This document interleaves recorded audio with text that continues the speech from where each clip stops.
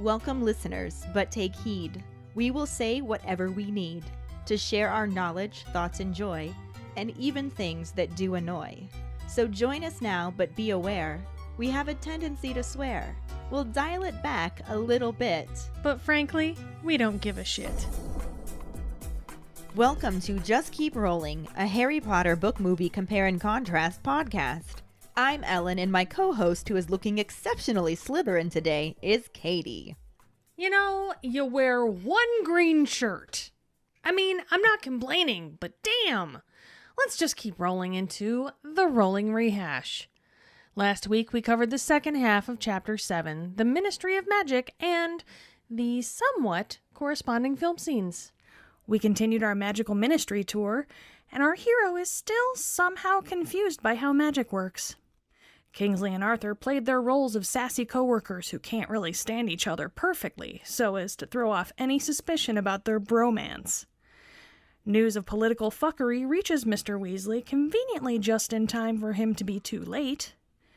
And, after a desperate dash through the Department of Mysteries to get to his completely suspicious hearing, Harry is told that he has to go in alone, which is somehow not against any type of wizarding law. Weird. During episode 129, Wishful Dinging, our Potter Pondering was, what department would you like to work for or just visit in the ministry the most? Hey Ellen, hey Keighty, Jackson here with this week's Pondering. What department would I work in or visit at the Ministry of Magic? Well, as we all know, I'm sports mad. Being an Aussie, you know, I'm all about that footy. But, so, yeah, I'd work for the Department of Magical Games and Sports, you know. I'd probably be head of the department after Bagman took off. Yeah, as for departments I like to visit, international magical cooperation, international wizarding law. Yeah, that's my pondering. Hi, Ellen and Keighty. This is Ashley with this week's Potter Pondering. Which department in the ministry would I like to work at or visit? And I would have to say the Department of Magical Law Enforcement, so I can work with Arthur in the misuse of Muggle artifacts office. And I know that JK like to describe stuff as lame and boring, but to us regular folk out here, all that shit be popping. We be like, damn, I want to go there. Y'all can't tell me it wouldn't be fun to watch a fucking regular ass teapot spitting boiling water that motherfuckers they don't like. That is funny. I want to see regular people searching their house for tiny ass keys that kept shrinking so they couldn't find it. Them dustbins at Moody House would have had me rolling on the floor laughing. Come on now, that shit is funny. Hi, it's Max. I would work in whatever department is in charge of the memos that used to be owls, and I would spend all day folding paper aeroplanes and making them fly. Thank you so much for your responses. Our trivia question last week was, what was Mrs. Figg's full name? Her full name is Arabella Doreen Figg. Congratulations goes to Mike Riley. Woohoo! Wonder who's gonna win this week. We shall see. For now, let's just keep rolling into the first half of Chapter 8, The Hearing, and the corresponding film scenes. Chapter 8, The Hearing, Part 1. Harry gasps when he enters the dungeon and realizes it's the same one he had seen the Lestranges sentenced to Azkaban in Dumbledore's Pensive. The dark stone walls are dimly lit by torches, with empty benches to either side of him, but in front of him, at the highest benches, are many shadowy figures that fall silent as he enters. A cold male voice rings out to inform him that he's late, and Harry nervously apologizes, explaining that he didn't know the time had changed. The voice tells him that isn't the Wizengamot's fault. He was sent an owl that morning. It also orders him to take a seat, and Harry glances at the chair in the center of the room, with the arms covered in chains. He walks towards it and carefully sits down. The chains clink, but don't bind him as they did to the ones he saw in the Pensive.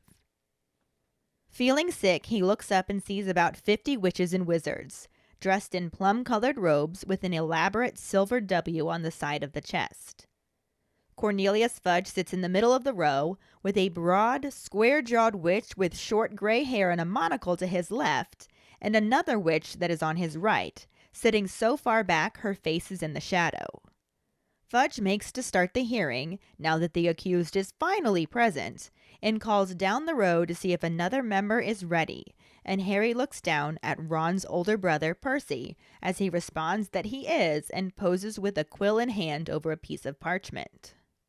The minister begins the disciplinary hearing of the 12th of August, sharing Harry's name and address, followed by the interrogators: Cornelius Oswald Fudge, Minister of Magic; Amelia Susan Bones, Head of the Department of Magical Law Enforcement; Dolores Jane Umbridge, Senior Undersecretary to the Minister. As he is listing Percy Ignatius Weasley as the court scribe, a quiet voice interrupts him from behind Harry, announcing a witness for the defense: Albus Percival Wulfric Brian Dumbledore. Harry quickly turns to see the headmaster calmly striding across the room in midnight blue robes. When he reaches Harry, he gazes at the minister, who looks very flustered as he stumbles through asking that Dumbledore got their message about the change in time and place. Dumbledore cheerfully states that he must have missed it, but that by lucky mistake he arrived at the ministry 3 hours early. Still flustered, Fudge says they'll need another chair, but before he can send Percy to get one, Dumbledore conjures a squashy chintz armchair and sits next to Harry, causing the Wizengamot to mutter and fidget restlessly until Fudge begins speaking again. He reads the charges from a piece of parchment, declaring that the accused, knowingly, deliberately, and in full awareness of the illegality of his actions, having received a previous written warning from the Ministry of Magic on a similar charge, produced the Patronus charm in a Muggle-inhabited area in the presence of a Muggle on August the 2nd at 23 minutes past 9, which constitutes an offense under Paragraph C of the Decree for the Reasonable Restriction of Underage Sorcery, 1875. And also under Section 13 of the International Confederation of Wizards Statute of Secrecy. He addresses Harry and confirms all this information, without giving him any opportunity to say any more than "yes, but," before he's cut off for the next question. Harry manages to get out the start of an explanation before the monocled witch to Fudge's left expresses her shock that he can produce a fully fledged Patronus, and states that it's very impressive. Several other witches and wizards seem to agree with her, though others are frowning and shaking their heads. A testy Fudge speaks up again to point out that it isn't a matter of how impressive the magic is, thinking that the more impressive it is, the worse it is. The frowning wizards seem to agree with Fudge, and when Harry sees Percy give a little nod, it goads him to speak up, blurting out that he did it because of the Dementors. He expects more muttering, but everyone falls silent until Madame Bones asks what he means. Harry explains that there were 2 Dementors in the alleyway that went after him and his cousin, but before he can give any more details, Fudge interrupts him again to say that he was expecting they would be hearing something like this, explaining to a confused Amelia Bones that he figures Harry decided Dementors would make a nice cover story since Muggles can't see them, making it very conveniently just Harry's word with no witnesses.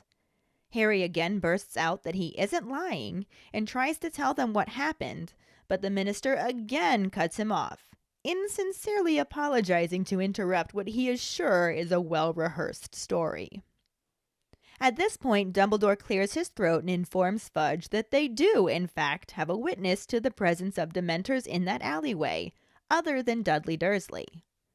The minister's face slackens before he appears to pull himself together and attempts to tell Dumbledore that they haven't the time to listen to more taradiddles. Remaining pleasant, Dumbledore says that he's sure that under the Wizengamot Charter of Rights, the accused has the right to present witnesses for his or her case.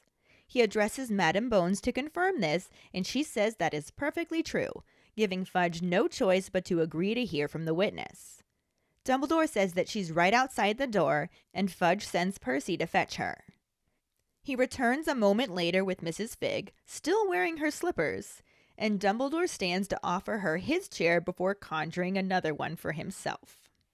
The minister asks for her full name, and she introduces herself as Arabella Doreen Figg, and explains that she's a resident of Little Whinging, close to where Harry Potter lives.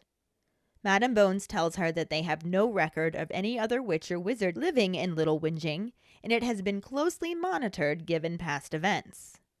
Mrs. Figg tells her that she is a squib, so they wouldn't have her registered, and Fudge eyes her suspiciously, requesting she leave details of her parentage with his assistant, and asks if squibs can see Dementors. Mrs. Figg indignantly insists that they can, and Fudge coolly asks for her story. She begins by telling them that she went out to buy cat food shortly after 9 on the evening of the 2nd, when she heard a disturbance down the alleyway between Magnolia Crescent and Wisteria Walk. She starts to say that when she approached the mouth of the alleyway, she saw 2 Dementors running, when Madam Bones cuts her off to sharply point out that Dementors don't run, they glide. Mrs. Figg blushes and quickly corrects herself, saying they were gliding down the alley towards the boys. The monocled witch asks her to describe them, and Mrs. Figg begins to say that one was very large and the other rather skinny. Madam Bones again interrupts her to say she meant for her to describe the Dementors. Again embarrassed, Mrs. Figg says they were big and wearing cloaks, and Harry feels a sinking in his stomach, worrying that it sounded like she'd never seen anything other than a picture of Dementors.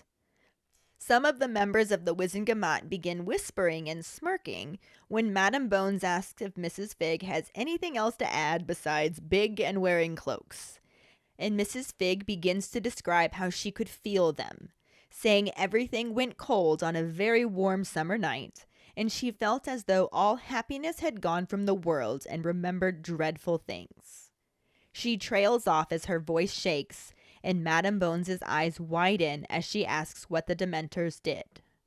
With more confidence, Mrs. Figg tells her about how they went after the boys, one of whom had fallen on the ground as the other backed away and tried to repel the Dementor.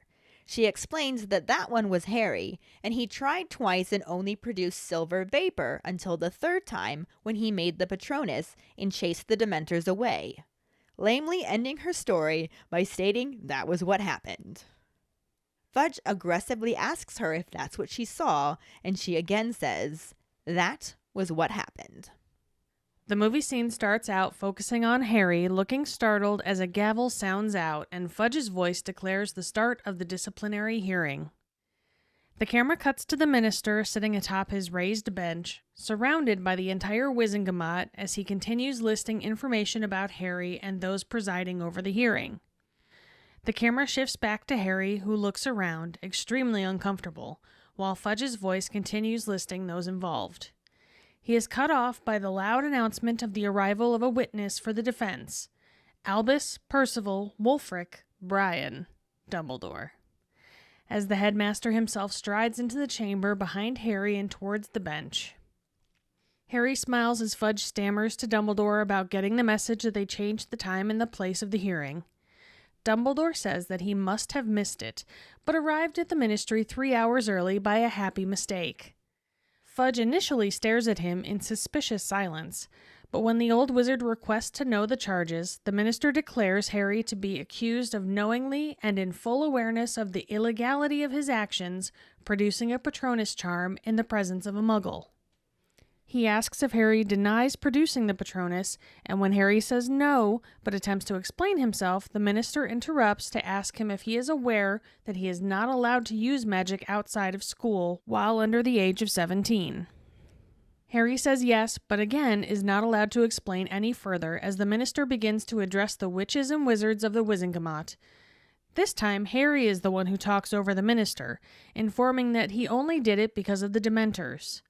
A muttering breaks out among the Wizengamot, and one witch questions there being Dementors in Little Whinging. Fudge speaks up to declare that the claim is quite clever since Muggles can't see Dementors, and calls it highly convenient. Harry insists that he isn't lying and begins to give details about the situation, but Fudge halts his explanation, saying he is sorry to interrupt what he is sure to be a well-rehearsed story, and comments on how he can't produce any witnesses for the event. At this point, Dumbledore again speaks up to correct the minister, informing him that they can produce a witness. The scene cuts to Mrs. Figg occupying the chair that Harry had been sitting in, as the witch from before asks her to describe the attack. Harry is sitting off to the side, looking very nervous, as the witch specifically asks what they looked like. Mrs. Figg begins to explain that one of them was very large, and the other rather skinny. Fudge clarifies that they don't mean the boys, they mean the Dementors, and Mrs. Figg says right, before describing them as big and cloaked. At first they aren't very impressed with her description, but she continues speaking, saying everything went cold, as though all the happiness had gone from the world. It is amazing how similar these are. Mm-hmm. Yet the movie still managed to leave out everything that I really liked about this section. It usually does. I'm noticing that to be a theme. Yates! Ew, David. Ew, David! So the first thing that was missing. Mm-hmm. The chapter starts off with Harry realizing he is on trial in the same place he saw the trials happen in Dumbledore's Pensive. That doesn't help assuage any fear he's got going on. Not even a little bit. No. But there also was nothing about the movie that looked like the previous movie where he saw those trials. No. Because it was all dark stone in the movie. It was that dark tile. But in Goblet, when we saw the trials, it was like all stone and wood and... It looked more like the book described it in this one, with the dark stone walls dimly lit by torches. Yeah. It was also cluttered as fuck with everything. Mm-hmm. And this was just this super stark, sleek look, and nope, that's not what I pictured from the book. Yeah. No, this was like almost medical. Yeah. Like medical grade clean. Yeah. It was very upsetting and disturbing. Not what I pictured. Mm-hmm. Another obvious difference that we talked a little bit about last week is that this cold male voice rings out immediately like, "You're late." And we know from episode last week that in the movie, Harry wasn't actually late. He still had the 5 minutes to get there while already on the elevator. Mm-hmm. Yeah. He was still ready, steady, go. So. But in the book, specifically late, totally called out on it immediately, and Harry's just like, "I'm sorry, we didn't know the time changed." And then this asshole of a voice is just like, "That's not the Wizengamot's fault. You were sent an owl this morning. Like, that's okay. You cannot change the time and place that a hearing is being held the morning of and still expect them to be able to get there on time. That's just fucking bullshit." Yeah. And not to mention, it's not even the fact that they changed it at all. They changed it to an earlier time. It's one thing if you change it to a later time. Sure, that's understandable. But they did this specifically. Oh yeah, this was absolutely 100% calculated. Yeah.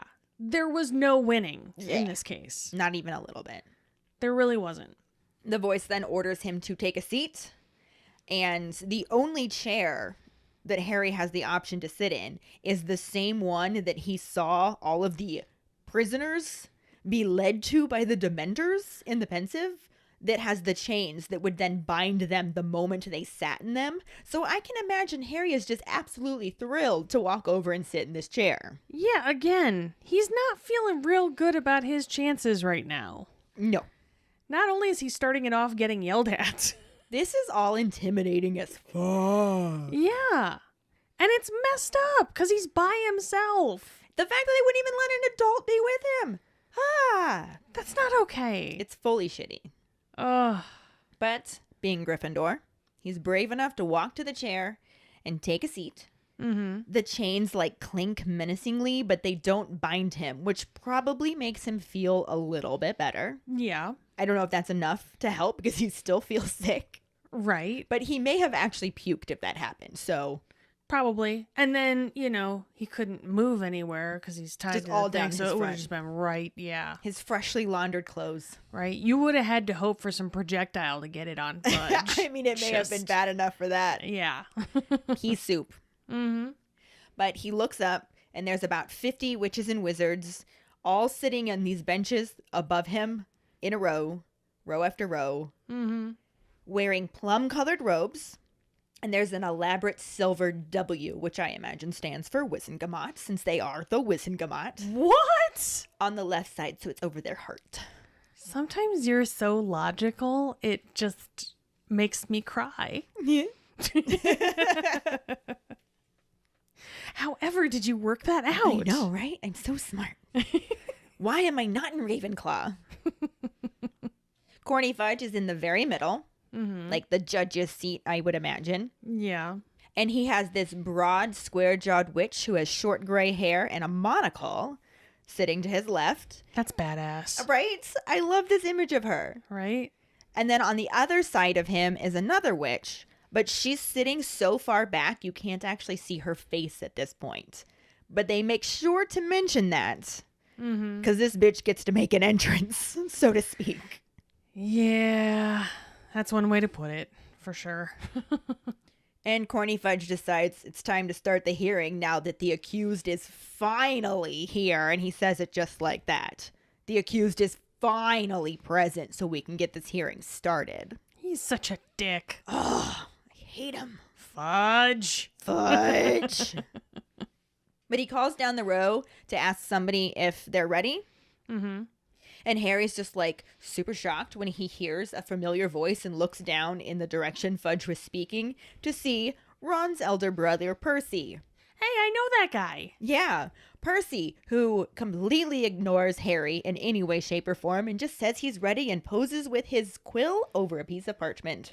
To be fair, I'm sure it wouldn't have looked good had he acknowledged him in any way, even if he wanted to. Oh, I'm not saying that I expected him to. Yeah. But considering how close they'd been in the past because he stayed at his house and they went to the Quidditch World Cup and just the number of times that traveling together and all of that stuff, I'm sure he expected recognition. Yeah. So I'm not surprised. But Harry was. But Harry definitely was. No, we've already established that my logic is impressive and I should probably be in Ravenclaw. Harry should not. No, you're so good at this, though.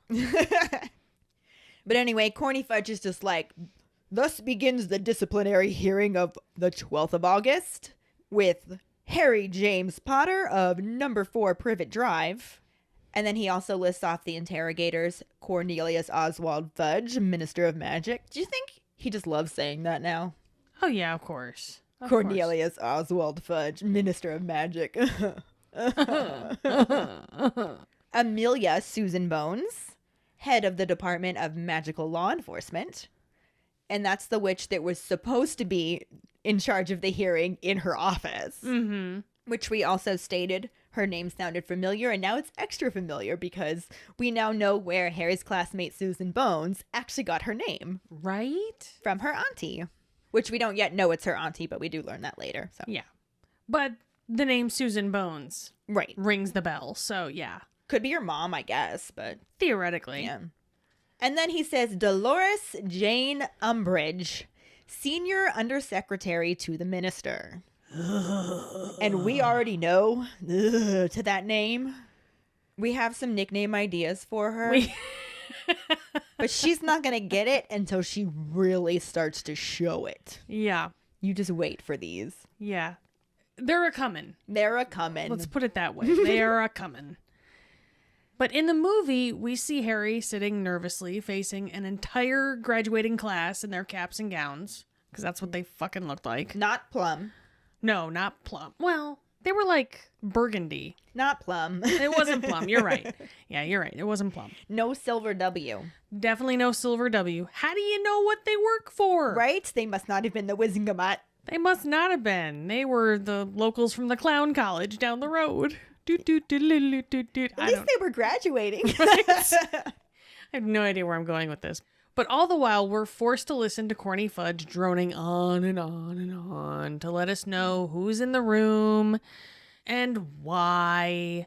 As if anyone in that room doesn't know who the fuck Harry Potter is. He's just being official with it. Like, oh, but dude. It is fairly similar to the book here, except for the fact that we don't get the officialness of it. He's not listing everybody off in their roles, and we get a little bit of it, but yeah, minimized. Yeah, he says his own name because he loves doing that.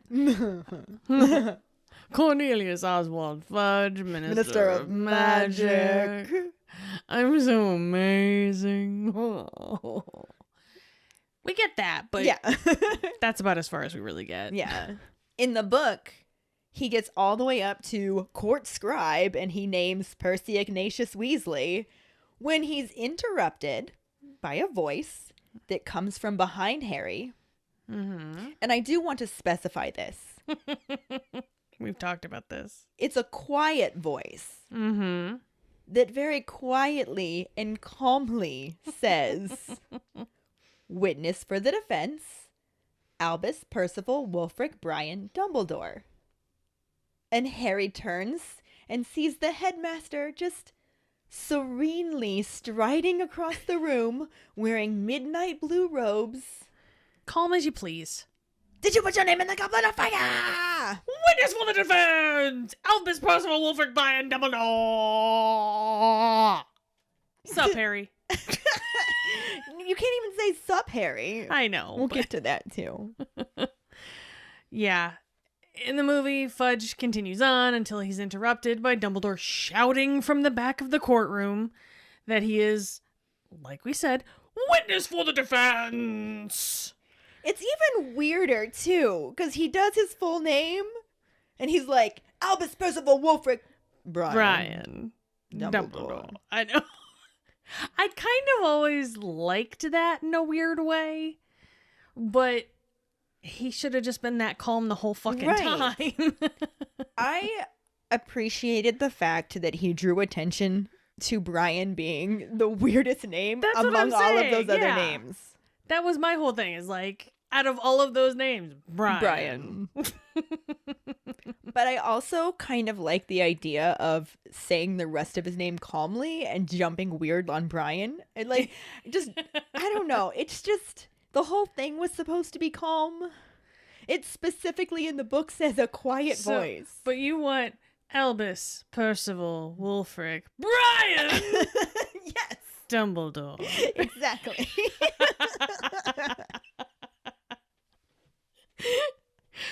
That was so perfect. I'm glad you enjoyed it. But yes, like we just said, he goes through the whole spiel of his full name, Brian. Dumbledore. And he walks right past Harry as he finishes. And Harry is like, okay, cool. And he's like, I can let my sphincter relax for a second. And he just smiles a bit at the sight of his old hippie headmaster. And he's like, everything's going to be okay. Things are all right now. Things are all right. Everything's coming up Harry now. One can only hope. Right? So aside from the aggression that Dumbledore kind of shows in the movie that I don't think should have been there, the entrance was at least similar.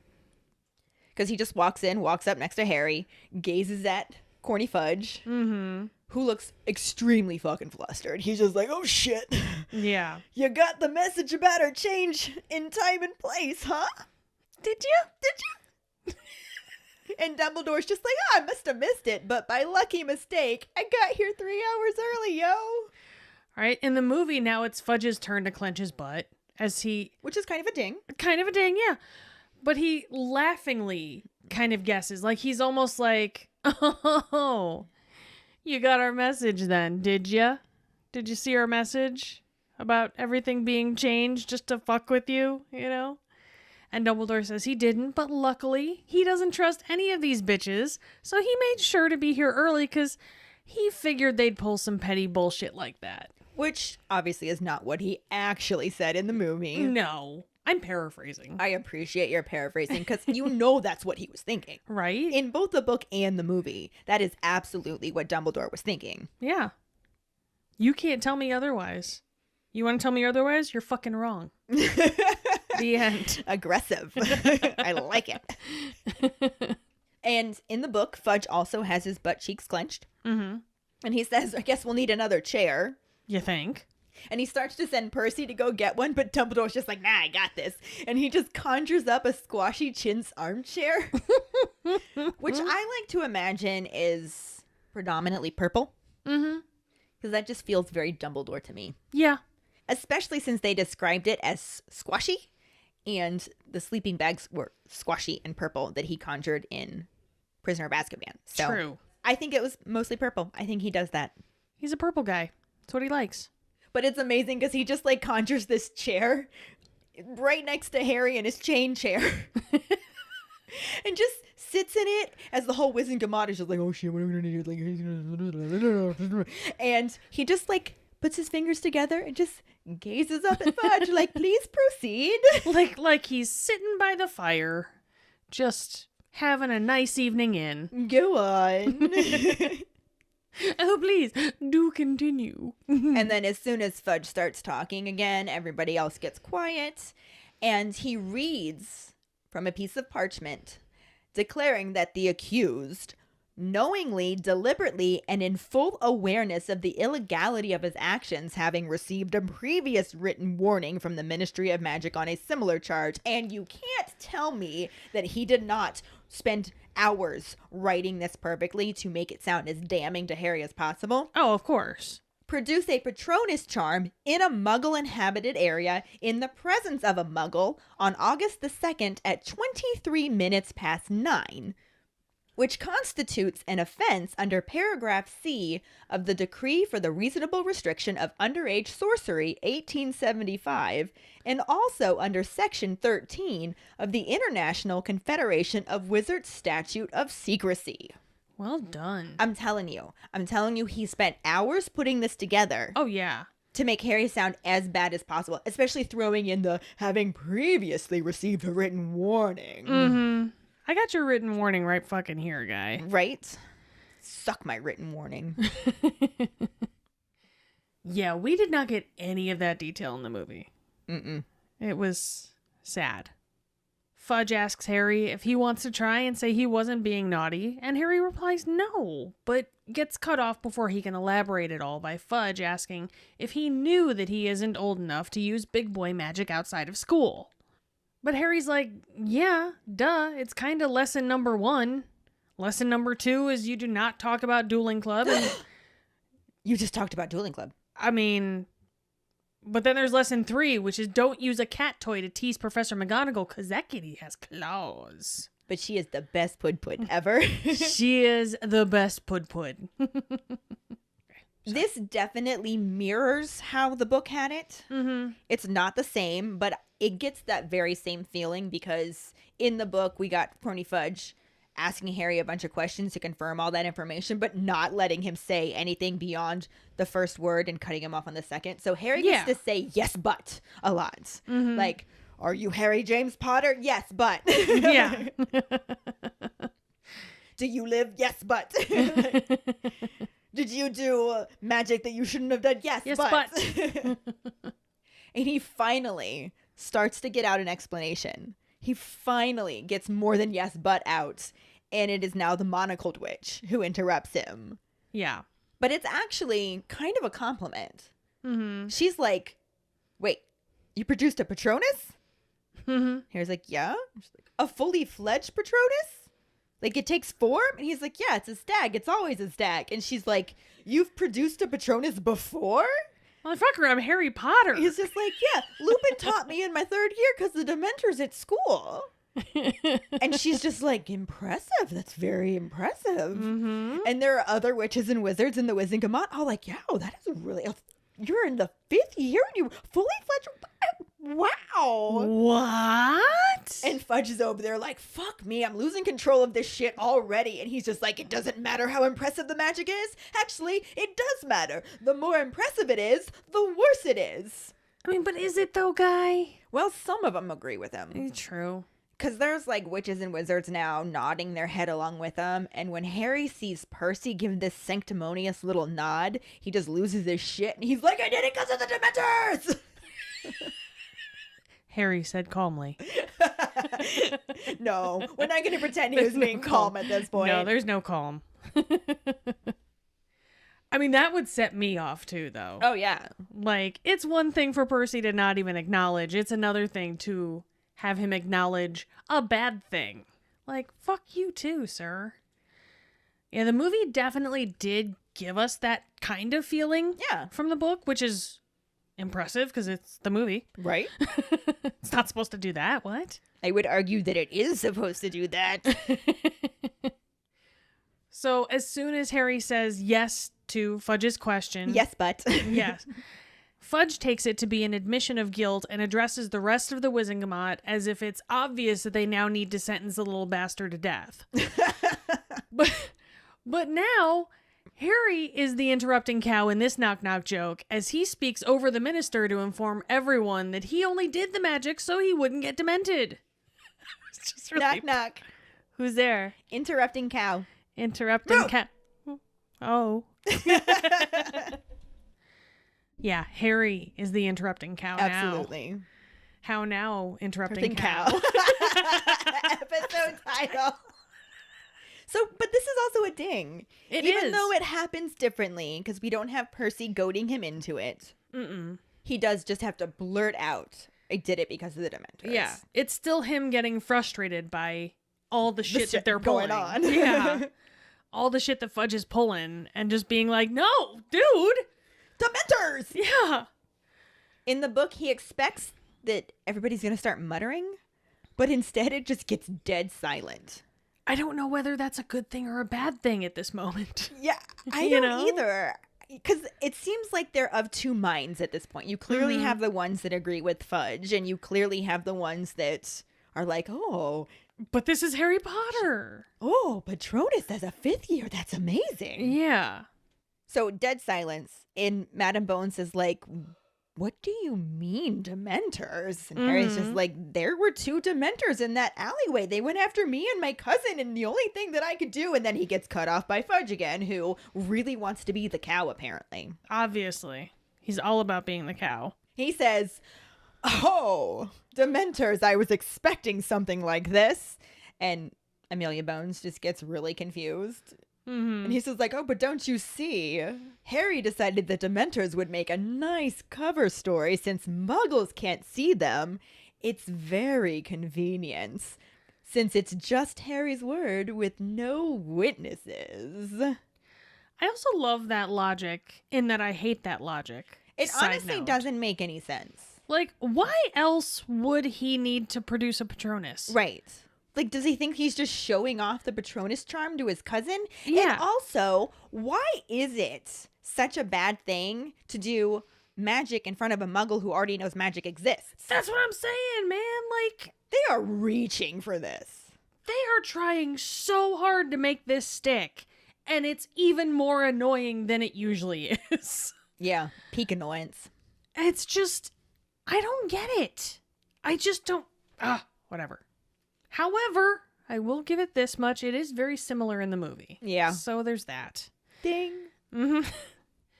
The whole gallery of wizards starts muttering as one woman speaks up to be like, what the fuck, Dementors in the suburbs?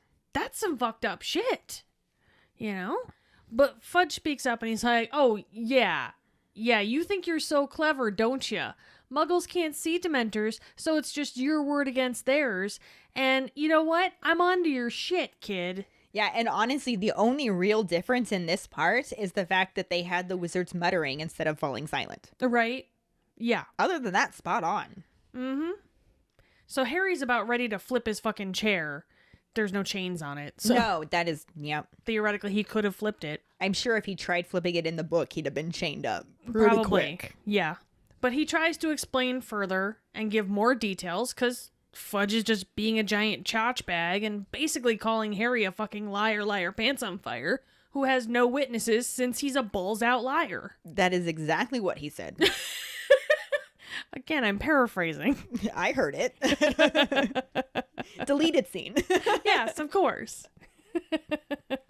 Damn that cutting room floor. Which, yeah, this is sticking so close to the book. Mm-hmm. Because Harry's just like, I'm not lying. Yeah. There were really Dementors there. And the minister's just like, sorry. Cuts him off because Of course. interrupting cow. Yeah. Sorry to interrupt what I'm sure is a well-rehearsed story. My feelings exactly. I hate this part. I hate Fudge at this exact moment so much. But on the plus side, Dumbledore is now taking on the cow role. Yep. And he's just like, as it turns out, we do in fact have a witness to the presence of Dementors in that alleyway. And I'm not talking about Dudley Dursley. It's good times. And this is pretty damn close to the movie. I love how many times we're getting to say that this I episode. know. It's crazy. This is so new and different for us. I'm confused. Oh, it'll be over so soon, too. Right? Enjoy it while we can. Right. However, Dumbledore interjects here with a special fuck you gleam in his eyes, telling Fudge that he's about to feel hella foolish since they do, in fact, have a witness. Then all of a sudden, BAM! There's Mrs. Fig sitting in Harry's seat as the witch from before starts the questioning by asking her to describe the attack. Now, this does start to Veer away. veer away a little bit, mostly just because we're losing the details. Yeah. And then another slight difference is we don't actually know that this is Madame Bones, even though we know it's Madame Bones. Yeah. Like, anybody who's read the book knows that that witch was supposed to be Madame Bones, even though she did not have short gray hair, and I don't believe there was a monocle. No. She was very pretty and blonde. Yeah, she could have at least had the monocle. She could have. I think everyone should have a monocle. I wonder if she was pissed that she got bilked out of her monocle. I would have been. Right? Don't put a monocle in the book and then not give it to me for the movie. Fuck you guys. Right? But anyway, some of the more details that we get here, because it does not jump right into Mrs. Fig arriving, we actually have Corny Fudge trying to avoid having to listen to a witness first. Well, that sounds about right. His face slackens, and he's just like, I don't have time to listen to more taradiddles, which I love that word. I took that straight from the book, and I just have to keep using it. That's an excellent word. Taradiddles? Taradiddle. Like, I don't even know that I've ever heard that word other than in this book, but without any doubt, the context clearly tells me that he's talking about nonsense. It's some bullshit. It's absolute bullshit. Some taradiddles. Taradiddles. I might have to work that into my vocabulary a little bit more here. I'm going to start saying that to my kid. Just being like, look, I'm tired of your taradiddles. I'm going to start saying it to my husband. There you go. Probably my cats, too. It'll get added to the weird things I have to say to Al. And you know you're going to say it to me, too. Oh, Katie, I am so tired of your taradiddles. But anyway, the movie cut out one of my absolute favorite things about Dumbledore, aside from making him a little bit more intense with his entrance. It also took out all of this infuriating, not to me, I loved it, but infuriating to Fudge, pleasantness and calmness and logic and, let's be honest, manipulation Of course. that he does to Fudge. And it is so beautiful. Yeah. And the movie cut out every single bit of it. Yeah.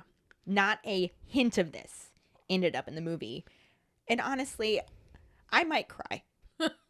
Sorry. Rest your head on my taradiddles. I think you mean your wahoos. My daratiddles. Wahoo! But anyway, so Corny Fudge doesn't want to listen to more taradiddles, and Dumbledore very pleasantly tells him that he's sure that under the Wizengamot Charter of Rights, the accused has the right to present witnesses for his or her case. You would think. And then he kind of like addresses this one to Madame Bones as he says it, who's like, oh yes, that's perfectly true. That's perfectly true. And Fudge has no choice at this point but to agree to hear from the witness. Suck it, Fudge. Suck it, Corny Fudge. So he's like, very well, where's the witness? And Dumbledore's just like, oh, she's right outside. I brought her with me. Isn't that lucky? Do you want me to go get her? Just gonna step out real quick. Just gonna grab her. But real just like, fast. no, Percy, you go get her. So Percy goes out to the hall, comes back in with Mrs. Fig, who shows up still wearing her slippers. And Harry's just like, oh, God, she could have at least changed out of her slippers. Shit's is comfortable. Right? And then another beautiful Dumbledore moment is that he stands and offers her his chintz chair before conjuring himself another one. And why? Why? I dig that. I just really want Harry in the chair with 2 chintz chairs next to him. Right? Is that so much to ask for? Is it? Is it? Is it? Is it? I don't think it is. Not at all. But yeah, is it? Harry in a chair with chains on the arms that aren't binding him, but they're there. Yeah. And 2 chintz armchairs. Mm-hmm. All they need is like a roaring fireplace and a bearskin rug. Probably a dog. And a dog, yes. That'd be nice. Or at least McGonagall in cat form. Family photo. There we go. That's what I'm saying, man. But anyway, we're getting way off topic here. Speaking of non sequiturs. Right. So she comes in, sits in the chair. Dumbledore conjures himself another one. He sits down, and the minister's just like, your full name.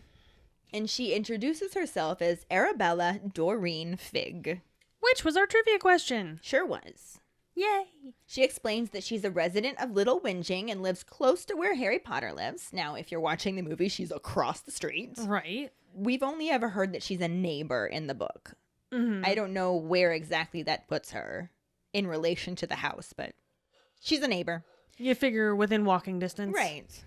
And Madame Bones is just like, yeah, we don't have record of any witches or wizards living in Little Whinging, especially so close to Harry Potter, considering everything that's happened in the past. Mm-hmm. And she's just like, well, I'm a squib, so you wouldn't have me registered now, would ya? Mm-hmm. And Fudge is just like, a squib, eh? Why don't you leave information about your parentage with us, and we're going to be looking into this.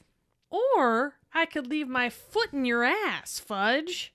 And we can just discuss this over fuck you never. She's being pretty amenable to this because she's trying to help Harry. And she's Mrs. Fig. And she's Mrs. And she's Fig. goddamn adorable. I love her. Mm-hmm. He also wants to know if, incidentally, squibs can see Dementors. And she's just like, we sure can. Suck it. Once again. I'm not going to lie. So if we ever saw Harry Potter as done by Muppets, she's totally Miss Piggy in this scene now. Yeah? Miss Figgy. Okay. But anyway, that's beside the point. Fudge is just like, what's your story? And she starts off giving them probably more details than they need, explaining that she was out buying cat food shortly after 9 on the evening of the 2nd. And she heard a disturbance down that alleyway, the one in question. Mm-hmm. So she hurries her way over there. And she starts to say that when she approached the mouth of the alleyway, she saw 2 Dementors running. And Madame Bones is just like, Dementors don't run, they glide. And if you're in the fucking movie, they fly. Right? Fucking bullshit. So Mrs. Fig blushes. She's embarrassed by her mistake here. And she's like, right, that's what I meant. They were gliding. They were gliding towards 2 boys. And then Madame Bones is just like, describe them. Mm-hmm. So naturally, Mrs. Fig was like, well, one was very large and the other one rather skinny. And Madame Bones is just like, no, I meant for you to describe the Dementors. I love the confusion for a minute. You're just like, the what? Oh.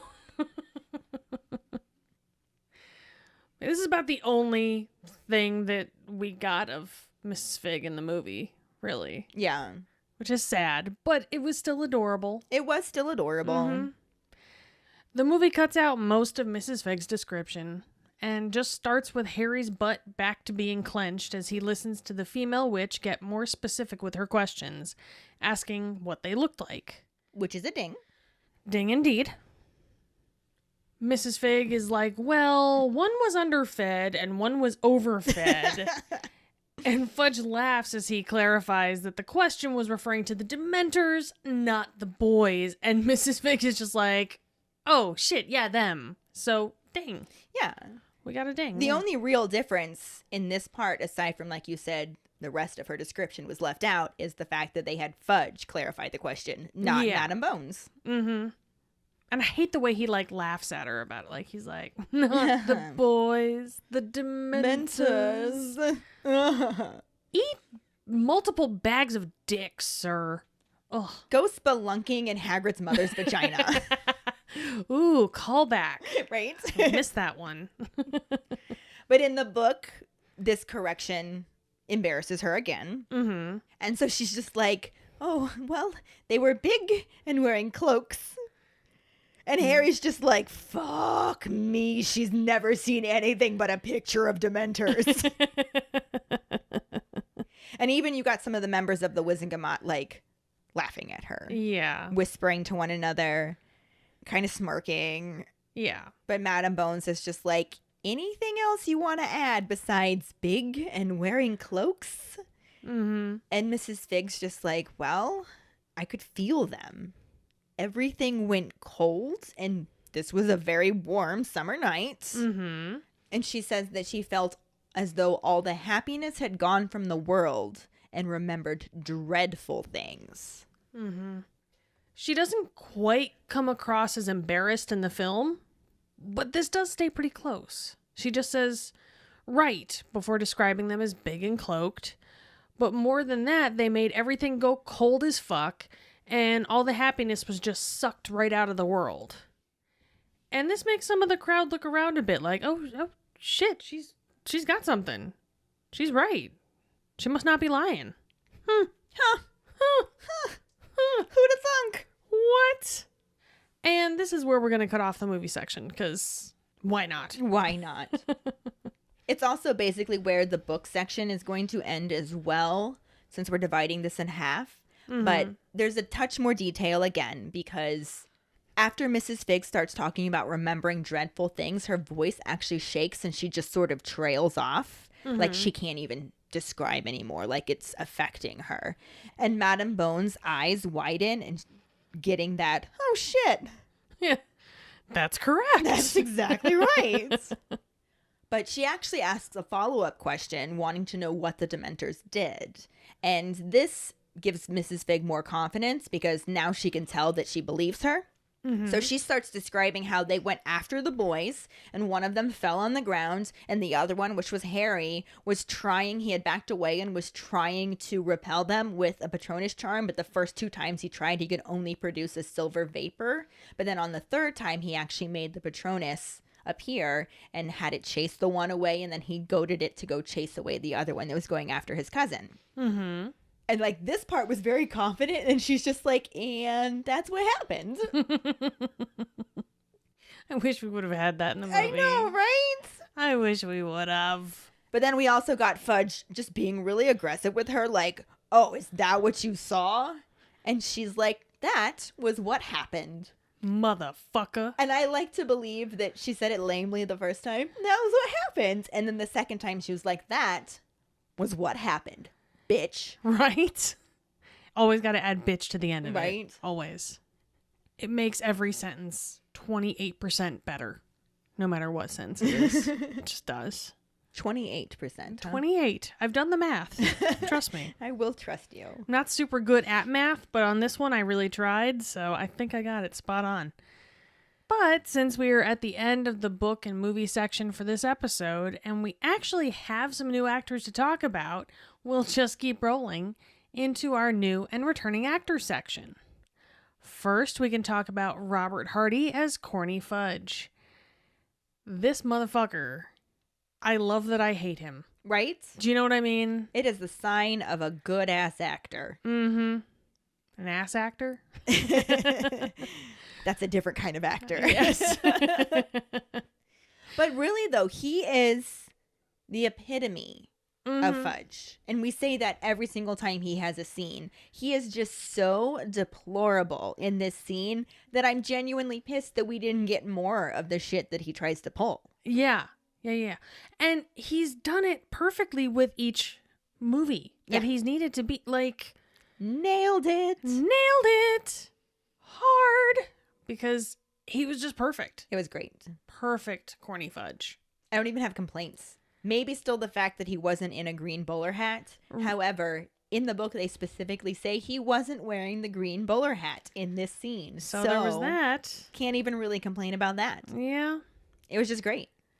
Again, the only thing I gotta say is I wish he would have had more lines. Right? You know? I'm going to try and keep this one to a minimum. Because next we have Michael Gambon as Albus Percival Wulfric Brian Dumbledore. Katie did it the way it should have been. Yes. Actually, it should have been Albus Percival Wulfric Brian Dumbledore. Michael Gambon. I know the man is a talented actor, and I really want to like him. He just is not Dumbledore. No, I agree. I have to question any actor that goes into a movie that's based off a book and doesn't read the book. Right. I don't agree with that. I mean, who am I to tell you how to do your job? But Maybe a little bit of research. I mean, come on, dude. The one thing I am going to give him is, as far as we know, he did not get any of that super calm, pleasant, manipulative dialogue that he had, which shows up more in the second half of this. So we'll talk about it a lot more next week. Yeah. But it didn't happen in the movie. No. That was a book thing.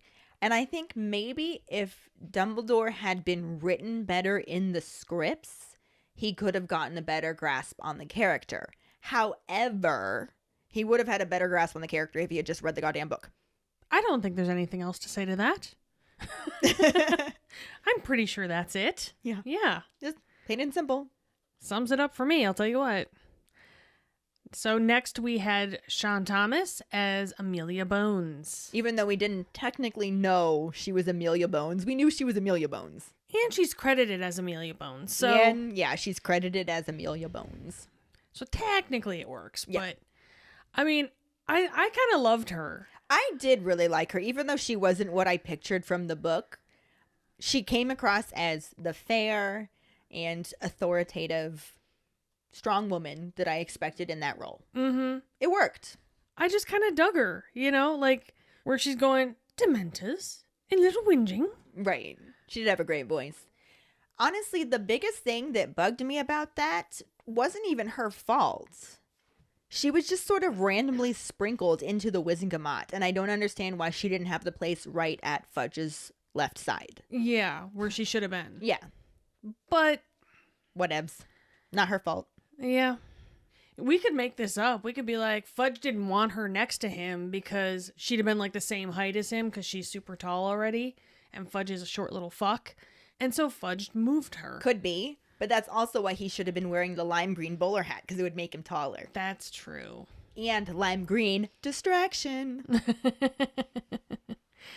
Compensating for something, is he? Right? I really wish that she had a little bit more. She did get to ask some questions, but she did not have the same role that she had in the book. No, not at all. And I think she would have done very well with it, Yeah. because she did good with what little she was given. Agreed. And then, even though we've already talked about her once, we do want to talk about Catherine Hunter again as Arabella Doreen Figg. Which was our trivia question. It sure was. Oh, wait, I already did that. Hold on. Just in case you forgot. Yep. And mostly, I just want to say that, again, we love her. She's so adorable. And we're just upset that we got bilked out of hearing about her going shopping for cat food. And just, I Yeah. wanted more of her story. I wanted more of her story. I wanted just more of her cute little voice. And I really, from earlier, wanted her fire. This was a fiery woman. Yeah. They didn't play that in the movie. And Catherine Hunter is an amazing actress, and she could have totally pulled it off. Oh, yeah, for sure. She could have brought that like nobody else. But they didn't give that to her. As to we do. said, they didn't give that to a lot of the adult actors and Yeah. actresses. Which is lame, but she did great in this, and it would have been nice to see more. It was wonderful. But that'll bring us to this week's Potter Pondering, which is, how do you think Dumbledore knew the time and place of the hearing had changed? Find the post on our Facebook page and share your thoughts, or call us at 216-526-6792 and leave your response as a voicemail. Make sure you start off telling us your name and then go into your answer. Don't forget you can also stitch your response on TikTok. We really look forward to reading, hearing, and seeing them. This will bring us to our Sorting Hat story, which is from Jackson Miller. Woohoo! Oh, wait, this isn't the trivia part. Never mind. He writes, "Hi, I'm Jackson Miller from Australia. I am a proud Hufflepuff. My wand is 16 inches made from red gum wood, an Australian tree, with a dragon heartstring core from a dragon called the Antipodian Opali. Very flexible and great for charms. My Patronus is a wedge-tailed eagle. I first started hearing of Harry Potter in primary school. The Harry Potter mania had been going for a few years, but the Philosopher's Stone movie was coming out, and everyone was getting right into it. My grade 4 teacher read us the first book, and while I liked it, it didn't really register. But then the next year, I was 11, Hogwarts age. Coincidence? I got given an old copy of Philosopher's Stone by a friend and was instantly hooked. Reading it myself was a different experience. I've owned about 20 copies of each book over the years, including what I have now, the box set of adult hardcovers, the illustrated versions, and the 20th anniversary house covers. The first thing I'm doing when the COVID-19 crisis is over is planning a trip to the Wizarding World." And you better believe we're going to be meeting you there. We're holding you to this, Jackson. And thank you so much for sharing your Sorting Hat story with us. Yes, thank you. And if any of you other keepers out there listening would like us to read your Sorting Hat story on a future episode, you can email it to us at justkeeprolling@gmail.com. Let us know your house, wand, Patronus, how you got into Harry Potter, and anything else that you might want to share with us. Or you can message it to us over social media, or just, post it on our Sorting Hat Saturday post on Facebook. Yep. This week's trivia question is, which clause of the decree states that magic may be used before muggles in exceptional circumstances? The first one who responds with a correct answer in the code word #lifethreatening will get a sticker. Another way to get a sticker is to rate and review us through iTunes or Facebook. Make sure to email us at justkeeprolling@gmail.com to let us know you did, and we'll get back to you to figure out which sticker you want and where to send it. Don't forget to find us and follow us on Facebook at JKR Podcast and Twitter and Instagram at Just Keep Rolling.